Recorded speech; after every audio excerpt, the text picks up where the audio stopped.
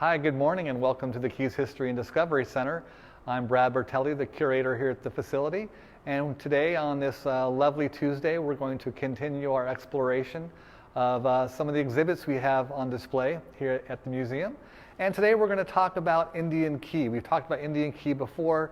There are currently two components to the Indian Key exhibit. There's the model, which we explored weeks and weeks, probably months ago, and today we're going to talk about the kiosk behind me.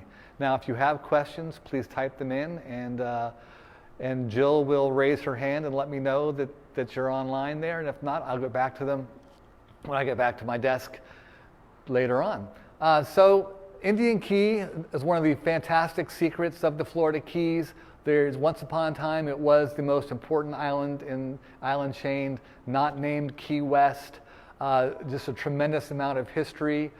Today, when you drive past on the Overseas Highway, it's located, if you're driving between Upper Matecumbe and Lower Matecumbe Key, on your way to, like, for instance, Robbie's Marina, as you're going over the bridge, you'll see a little island off in the Atlantic, about a mile offshore, surrounded by the shifting green and blues of the Atlantic Ocean. It's just sitting there by itself, looking nondescript, but it's kind of the way to say you can't judge a book by its cover, because it looks like just another one of the Florida Keys, but there's such a tremendous amount of history on that island. It's a small island, about 11 acres. In 1971, it became a historic state park, and today it is a state park, so it's open from like 8 a.m. to dusk. There is a small fee for entering. It's accessible only by boat or kayak, which is one of the reasons why it is still kind of one of the great hidden histories of the Florida Keys. And there are just so many stories to tell, and we talk a lot about them on the kiosk here. And we've done this kiosk program over the last several weeks, where every week one of our kiosks is available from online from home, that you can find at keysdiscovery.com under our virtual programming button. And you can go in and explore some of the great stories that are associated with the island. And most of the stories here on the kiosk center around the island's most prolific period, from about 1830 to 1840, which is when the Indian attack of August 7th, 1840 occurred on the island. But the buttons, you can push the buttons, and comes up with some great stories. There was a gentleman named Dr. Benjamin Strobel who was traveling from Charleston down to Key West in 1828, and he stopped at the island and has some great first-hand observations about the island. He came up expecting to see just kind of a denizen of pirates and kind of, turtlers and kind of a rough neighborhood. And when he shows up, the residents happen to be having a ball that night, and he's in his, kind of his boat clothes, and he doesn't have a proper clothing on for a real interaction with families. But there's a group of 20 people, 11 or 12 ladies and gentlemen, and a dozen gentlemen who are having a ball, literally having a ball, playing instruments and dancing. And he did not want to miss out, so he went ahead. He didn't have time to go back to the boat and change clothes, so he stays and talks about his experience on the island and his observations that it was really, at that point, the hotel was in operation. It was really already developing in 1828 as a very successful community. It had gone from an outpost in 1824 to a kind of a settlement in the 1825, 1826. And by 1828, 1829, it had become a community of about 50 people, and the most important one outside of Key West. Now, one of my favorite stories about the island, and it's a story that is on the kiosk, I call it the skeleton story.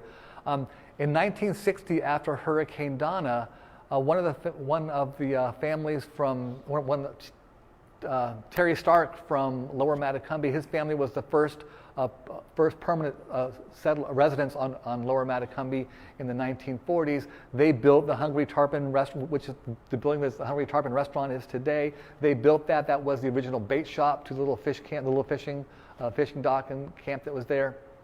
Not really a camp, but the marina. But he in the 50s and 60s would go to the island and explore, and he has a lot of firsthand observations about the island.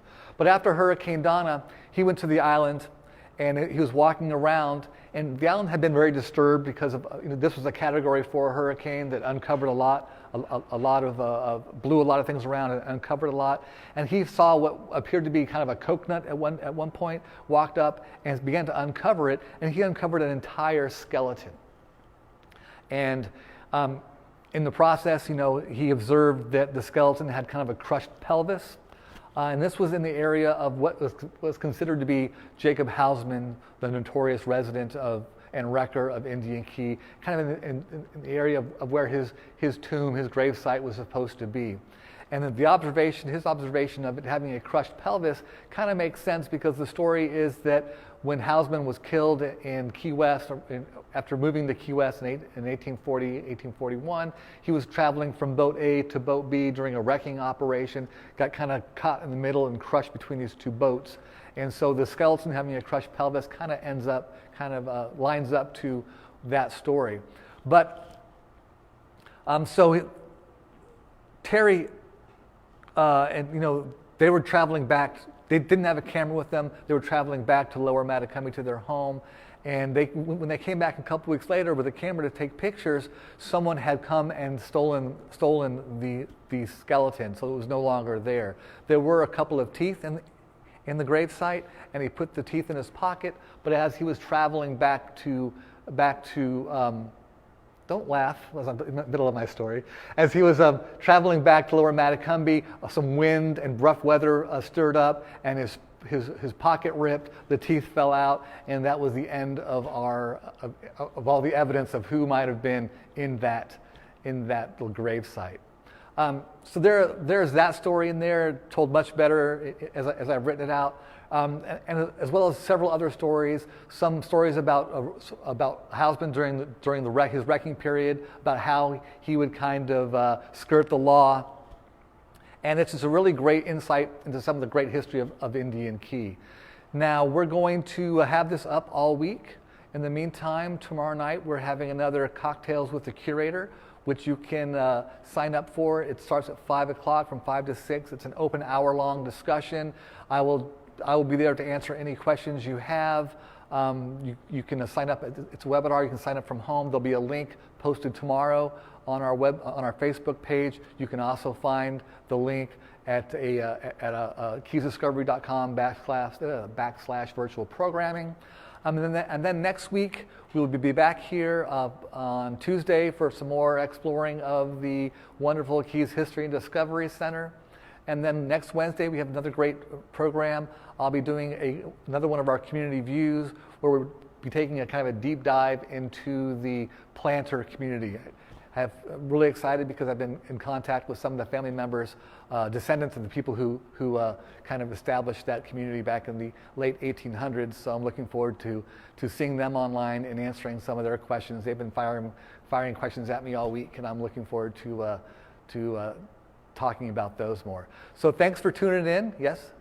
You mentioned that we've canceled Field Trip Friday because of the heat. Yes.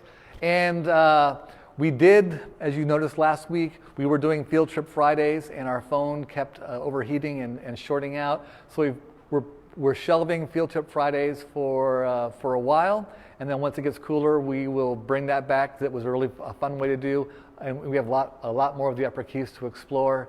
In the meantime, if you're in the area, please come and see us in person. We're open from Wednesday to Sunday from 10 to 5. Lots of great artifacts, lots of great pictures, lots of great stories, movies in our theater upstairs. And there's so much history to learn, and we are really proud of what we've accomplished here in the last 7 years. And we would love to share that with you in a personal way. So please come and see us here at the Keys History and Discovery Center on the grounds of the Islander Resort. So you guys have a safe weekend. Thank you so much, and we will see you tomorrow night for Cocktails with the Curator. Thank you.